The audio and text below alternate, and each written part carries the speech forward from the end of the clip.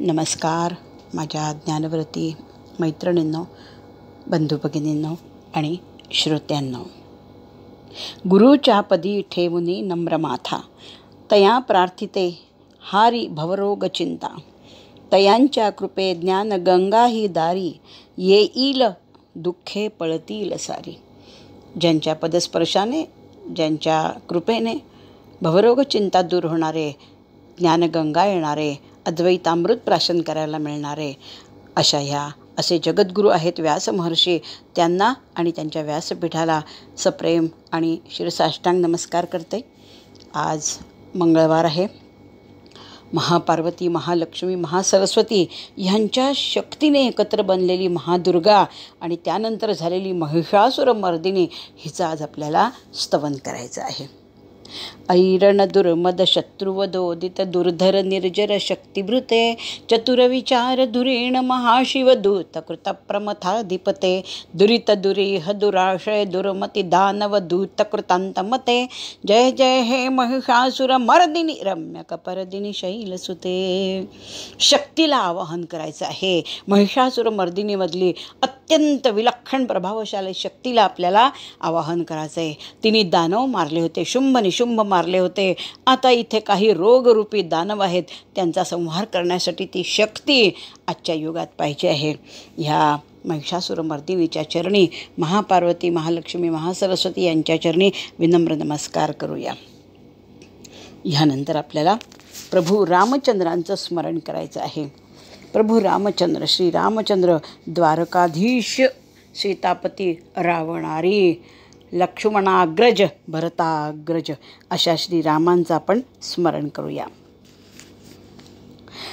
सुरानैक दुःखौगनाशैक हेतुं, नराकार देहं निराकार मीड्यं, परेशं परानंदरूपं वरेण्यं, हरिं राममीशं भजे भारनाशं.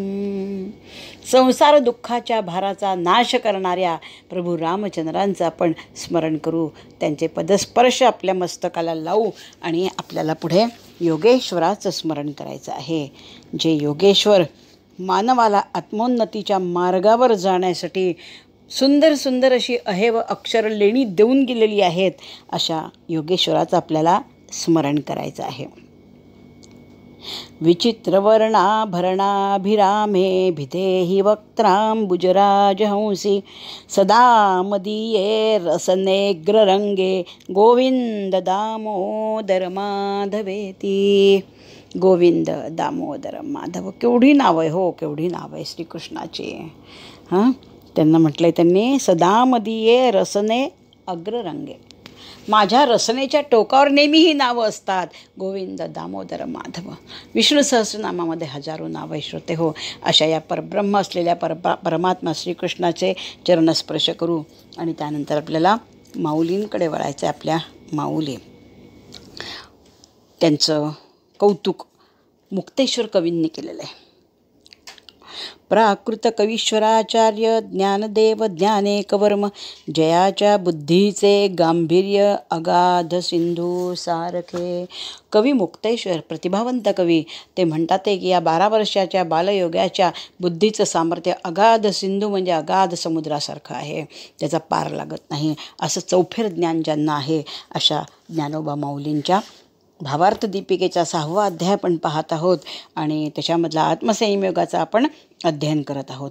त्याच्यापैकी आपले 367 श्लोक झाले होते आणि 22वा श्लोक झाला होता. 367 ओव्या. विषय असा चाललेला आहे की आत्मसंयम प्राप्त झालेल्या योगाची अवस्था किती सुंदर असते. त्याला जगातलं सर्वश्रेष्ठ सुख मिळालं असतं. आत्मसुखाच्या साम्राज्यपदावर तो आरूढ झालेला असतो आणि समरसे विरोनी जाय, त्याच्यात तो समरस झालेला असतो, एकरूप झालेला असतो. समरस म्हणजे द्वैतुरतच नाही. जसं मी तुम्हाला उदाहरण काल सांगितलं होतं, दुधामध्ये साखर टाकली, घोळली की ते एकरूप होतात, तशा त्या आत्मसंयमाच्या सुखाशी तो एकरूप झालेला असतो. असा तो योगी आहे. 368 क्रमांकाची ओवी आपण पाहू. जया परते आणिक नाही, जया ते इंद्रिये नेणती कही, ते आपणची आपुलिया ठाई होऊनी ठाके. मला वाटतं हे पण झालं होतं की ज्या आत्मसुखासारखं, ज्या आत्मसंयम योगासारखं, परब्रह्मसुखासारखं दुसरं सुखच नाही आहे. इंद्रिये नेणती, इंद्रिय पण त्याला जाणत नाही आहे. ते आपणची आपुलिया ठाई होऊनी ठाके. ते जे ब्रह्मसुख आहे, परब्रह्मसुख आहे, ते आपल्या ठिकाणी आपण स्थिर राहतं. त्याला इंद्रिय जाणत नाही आणि त्याला बाकी काही ते कोणी त्याला जाणत नाही. असं हे परब्रह्मसुख आहे. आपण 22वा श्लोक पण पाहिला होता. त्याच्यावरती माऊलींची 369 क्रमांकाची ओवी पाहू. मग मेरूपासुनी थोरे देह दुःखाचे ने डोंगरे दाटी जो परी भारे चित्तन दाटे. आता ह्या परब्रह्मसुखाला प्राप्त झालेला हा आत्मसंयम योगी त्याला मेरूपासुनी थोरे, मेरू पर्वताहून मोठं असं अत्यंत देहदुःखाचे नि डोंगरे, देहदुःखाचे डोंगरचे डोंगर त्याच्यावर कोसळले तरी. मेरू पर्वताहून मोठे मोठे मोठे दुःखाचे डोंगर, दुःखाचे पहाड म्हणू आपण, त्या आत्मसंयम योगावर मेरूहून, मेरू पर्वत सगळ्यात विशाल आहे, प्रतीक येते विशालतेचं, भव्यतेचं, नंतर सामर्थ्याचं. त्या मेरू पर्वताहून मोठे मोठे दुःखाचे पहाड जरी याच्यावर, देहदुःखाचे पहाड म्हणजे शारीरिक दुखण्याचे पहाड जरी याच्यावर कोसळले, दाटी जो परी भारे चित्तन वाटे. म्हणजे मेरू पर्वताहून मोठ्या मोठ्या दुःखा एवढा देहदुःखाचे पहाड याच्यावर आले आणि दाटी जो, त्याच्याखाली तो दडपला गेला. दाटी जो म्हणजे दाबला गेला त्या पहाडांखाली. देहदुःखाने इतका तो दाबला गेला आणि दडपला गेला. परी भारे चित्त न आटे. तरीसुद्धा त्या देहदुःखाच्या पहाडांच्या भाराने त्याचं चित्त हालत नाही, त्याचं चित्त हालत नाही. केवढी विलक्षण गोष्ट आहे बघा श्रोते हो. आपल्याला साधं थोडंसं काही ध्यान करताना झालं की चित्त विचलित होतं. डास कानाशी आला की कान खाजवतो, काही चावलं की पाय हलवतो, हे आपलं असतं. पण इथे याच्यावर मेरू पर्वताहून मोठे मोठे देहदुःखाचे पहाड, देहदुःखाचे पहाड, देहाचं दुःख. आणि ते मेरू पर्वताच्याहून मोठ्या मोठ्या पहाडांसारखं दुःख. कुठे कंबर दुखते, कुठे मांड्या दुखतात, कधी पाय दुखतात, कधी डोकं दुखतं, कधी मस्तक शूळ उठतं, कधी डोळ्यांना दिसत नाही, कधी हात दुखतात. सगळी दुखणी एकाच वेळीस पहाड त्याच्यावर कोसळले आणि त्या देहदुःखामध्ये तो दडपला गेला. देह जीर्ण झाला तरी त्याचं आत्मसंयम योगात बुडालेलं चित्त त्याच्यातनं विचलित होत नाही, कारण त्याच्या आत्म्यामध्ये परब्रह्मानंद त्याला प्राप्त झालेला आहे. म्हणजे परब्रह्मानंदापुढे हे जे पंचमहाभौतिक शरीर आहे हे अगदी नगण्य आहे श्रोते हो. ओवी क्रमांक 370. मग मेरू नाही, ओवी क्रमांक 369 पाहिलं. 370. का शस्त्रेवरी तोडलिया देह अग्नी माझी पडलिया चित्त महासुखी पहुडलिया चेवो नये. तेच सांगितलं आहे. नैनम चिंदंती शस्त्राणी नैनम दहती पावकहा, असा आशय याच्यामध्ये आहे.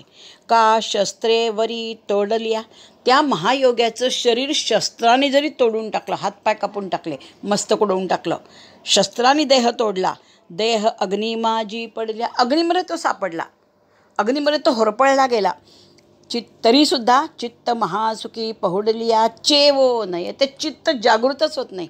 चेव म्हणजे जागृती. शस्त्राने त्याचे हातपाय तोडले, त्याला तोडलं, अग्निमध्ये तो होरपळला गेला, तरी महासुखात पहुडलेलं त्याचं ते चित्त जरा पण जागृत होत नाही, त्या महासुखात बुडालेलंच राहतं. त्याला ती एक तिथे समाधी लागलेली असते त्या चित्ताला. या बाहेरच्या देहाचा त्या चित्तावर काहीच परिणाम होत नाही हो श्रोते. काय सुंदर अवस्था असेल, किती रम्य अवस्था असेल की सगळं देहाला बाहेर काही हो, त्या चित्ताचा काही संबंध नाही, ते चित्त परब्रह्म सुखात बुडालेलं आहे. सुंदर अवस्था, सुंदर अवस्था. ओवी क्रमांक 371. ऐसे आपण पारी गोनी ठाये मग देहाची वासन पाहे आणि कची सुख होऊनी जाये म्हणून विसरे. ऐसे आपण पारी गोनी ठाये, ऐसे म्हणजे याप्रमाणे, असे आपण पारी गोनी ठाये, आपल्याशीच मिसळून राहतो तो, आपल्या स्वतःमध्येच मिळून राहतो तो. काही बाह्य नकोच. बाह्य म्हणजे इव्हन त्याचे शरीर पण त्याला नको आहे. त्या शरीराला काही पण हवं, ते चित्त काही हलत नाही. म्हणजे तो आपल्या स्वतःमध्येच समरसून राहिलेला असतो. म्हणून म्हटलंय आपण रिगोनी, रिगोनी म्हणजे स्थिर, स्वतःशी स्थिर होऊन तो राहतो. आता त्याला देहाचीच काही पडली नाही आहे, तर बाह्यजगाशी कशाला होतो संबंध ठेवेल? जगातला सर्वश्रेष्ठ आनंद त्याच्या जवळ आहे, तो बाह्य बघणारच नाही. म्हणून पुन्हा पुन्हा माऊली म्हणताय, ऐसे आपण पारी गोनी ठाय. स्वतःशीच तो आपल्यामध्ये समरस होऊन राहतो. मग देहाची वासन पाहे. देहाची त्याला आठवणच येत नाही. वास म्हणजे आठवण म्हणून आपण शुद्ध, त्या देहाची शुद्ध त्याला राहत नाही, देहाचं भान त्याला राहत नाही. वास म्हणजे अगदी योग्य शब्द, भान. देहाचं भान नाही राहत. हातपाय तोडलेत का? रक्तबंबाळ झाला आहे का? अग्नीने होरपळलेला आहे का? काहीच नाही, शुद्धच नाही त्याला. देहाची शुद्ध नाही. कारण आतमध्ये काय बसलं आहे? परब्रह्मसुख आतमध्ये आहे, चित्तात हो श्रोते. त्या परब्रह्मसुखापुढे सगळंच नगण्य आहे ना. ही पंचमहाभूतं तर अगदीच क्षुद्र आहे त्या परब्रह्मसुखापुढे. अग्नी काय, वायू काय, आकाश काय, सगळी नगण्य आहे त्या परब्रह्मसुखापुढे. ते परब्रह्मसुख चित्तात असल्यावरती त्याला देहाचं पण भान नसतं. जसा गुहेमध्ये सिंह जर असेल, सिंहाची पावलं जर गुहेत जाताना दिसलेली असतील, तर कोल्हा त्याच्या तिकडे फिरकतसुद्धा नाही. की इथे वनराज बसलेला आहे, इथे मृगेंद्र बसलेला आहे. जववरी रे तववरी जंबूक करी गर्जना, देखिले नाही पंचानना. तो पंचानन आहे. परब्रह्मसुख बसलं आहे आतमध्ये. हे बाहेर काही करू इंद्रिय, त्याला काही शुद्ध नसते. म्हणून म्हटलंय, मग देहाची वासन पाहे. त्याला देहाची शुद्ध नसते, भान नसतं.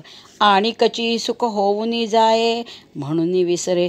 उलट आणिकची सुख उलट जास्तीत जास्त ते सुख त्याला वाढत असतं. म्हणून तो विसरून जातो. म्हणजे एकदा ते परब्रह्म सुख मिळालं की त्याला देहाचंही भान नसतं. हातपाय तोडो, रक्तबंबाळ हो, अग्नीने जाळो, त्याला काही कळतच नाही. कारण आणिकची सुख होऊनी जाय. ते सुख क्षणाक्षणाला वाढत असतं श्रोते हो. त्यामुळे तो विसरूनच जातो की हा देहबिह काही आहे. त्या सुखातच बुडालेला आहे. सुंदर आहे श्रोते हो, फार सुंदर वर्णन आहे. आत्मसंयम योगाच्या पायऱ्या जरी कठीण असल्या तरी ते प्राप्त झाल्यावर योग्याला काय महासुखाचं लेणं मिळतं ते माऊली सुंदर वर्णन करता. हे गीतेत नाहीच कळत आपल्याला. हे फक्त माऊलींची ही देणगी आहे आपल्याला. सहस्त्रशः त्यांना साष्टांग दंडवत घातलं तरी कमी आहे. इतके आपण माऊलींचे ऋणी राहिलं पाहिजे. श्लोक क्रमांक गीतेचा 23. तं विद्या दुःख संयोग वियोगं योग संज्ञितं सनिश्चयेन योक्तव्यो योगो निर्विण्ण चेतसा. आता इथे योग कशाला म्हणायचा, आत्मसंयम योग कशाला म्हणायचं? तं विद्यात म्हणजे जाणावे. विद धातूचं विद्यार्थी रूप आहे, उपदेश. तम म्हणजे द्वितीया, सहात उते तम द्वितीया, सलाते सलानाते. त्याला जाणावे. काय जाणावे? योग संज्ञितम. आत्मसंयम योग हे नाव त्याला जाणावं. म्हणजे तो आत्मसंयम योग जाणावा. कोणता? दुःख संयोग वियोगम. हा शब्द वेगळा आहे जरा. म्हणजे दुःखाशी संयोग करणाऱ्या संसाराचा वियोग ज्याच्यामुळे होतो. किती उलटापालटा अर्थ आहे. सरळ घास घेण्याच्या ऐवजी व्यासमहर्षी असं इकडून घास घेतात आहे. दुःख संयोग, दुःखाशी संयोग घडवणारा, दुःखाशी मिलन घडवणारा, दुःखाशी भेट घडवणारा हा संसार, आणि त्या संसाराचा वियोग घडवणारा हा योग असतो आत्मसंयम योग. म्हणजे साध्या शब्दात सांगता आलं असतं महर्षींना की दुःखाचा वियोग घडवणारा हा आहे, पण नाही. संयोग आणि वियोग पदलालित्य आहे. दुःखरूपी म्हणजे ह्या संसारात दुःखाची भेट घडवणारा, ह्या संसाराचा वियोग करणारा जो योग आहे तो आत्मसंयम योग. त्याला विद्यात म्हणजे जाणावे. म्हणजे आत्मसंयम योग संसारातील दुःखांचा वियोग करतो, त्यापासून मुक्त करतो. आणि असा हा आत्मसंयम योग सनिश्चयेन योक्तव्य. निश्चयात्मिका बुद्धीने त्याचं ध्यान करावं. कोणी? योगो म्हणजे या योगाचं अनिर्विण्ण चेतसा. अनिर्विण्ण म्हणजे तत्पर मनाने, जागृत मनाने, उल्हासयुक्त मनाने, हर्षभरित चित्ताने, आनंदाने, समाधानाने असं टाकल्यासारखं ध्यानाला बसायचं नाही आहे. हा जो आत्मसंयम योग आहे हा संसारातल्या दुःखांचा वियोग करणारा हा योग आहे. म्हणून योग्याने तत्परतेने, आनंदाने, हर्षभरित मनाने ह्या योगाचं आचरण करावं असं सांगितलं आहे. अनिर्विण्ण चेतसा. अनिर्विण्ण चेतसा म्हणजे काय आहे? जागृत. तत्पर मन, ज्या मनाची निश्चयात्मिका बुद्धी आहे, निश्चय टळत नाही आणि अत्यंत आनंद आणि उत्साह आहे, असं जे मन आहे ते अनिर्विण्ण चेतसा असं ते मन आहे. यावर माऊलींची ओवी क्रमांक 372. जया सुखाची या गोडी, मन आरतीची सेची सोडी, संसाराचे तोळी गुंतले जे.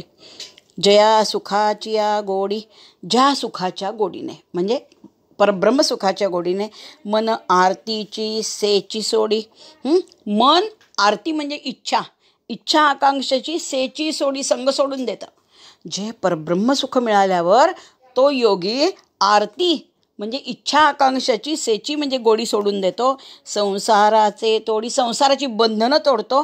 गुंतले जे, ज्या बंधनामध्ये मन त्याचं गुंतलेलं आहे, नात्यामध्ये असेल, पैशामध्ये असेल, संसारामध्ये असेल, त्याचं मन जिथे गुंतलं ते बंध तो पटापट तोडतो. म्हणजे परब्रह्मसुखाच्या गोडीने तो आपल्या इच्छा आकांक्षा सोडतो, संसारातले मायाबंध तो तोडून टाकतो. म्हणजे त्याला स्पेशल कृती नाही करावी लागत. परब्रह्मसुख आतमध्ये आलं की आपोआप ही सगळी बंधनं तुटून जातात. ओवी क्रमांक 373. जे योगाची बरव, संतोषाची राणीव, ज्ञानाची जाणीव जया लागे. म्हणजे जे परब्रह्मसुख, योगाची बरव, योगाचे सार आहे ते सगळं. बरव म्हणजे सार, सगळ्या योगांचं एकत्र सार म्हणजे आत्मसंयम योग. संतोषाची राणीव, संतोष म्हणजे समाधान, तृप्तीचं ते राज्य आहे. ज्ञानाची जाणीव जया लागी, आणि ज्यामुळे त्याला ज्ञानाची जाणीव प्राप्त होणार असते, असा हा आत्मसंयम योग आहे. पुन्हा अर्थ पहा. हे आत्मसंयम योगाचं परब्रह्मज्ञान म्हणजे योगाचं हे बरव शब्दाचा अर्थ आहे सार आहे, सगळ्या योगांचं सार आहे. समाधानाचं हे राज्य आहे आणि ज्या परब्रह्मसुखामुळे त्याला ज्ञान होणार असतं, असा हा आत्मसंयम योग आहे. आज आपण इथे थांबूया. 373 पाशी आपण थांबू. इत्यलम.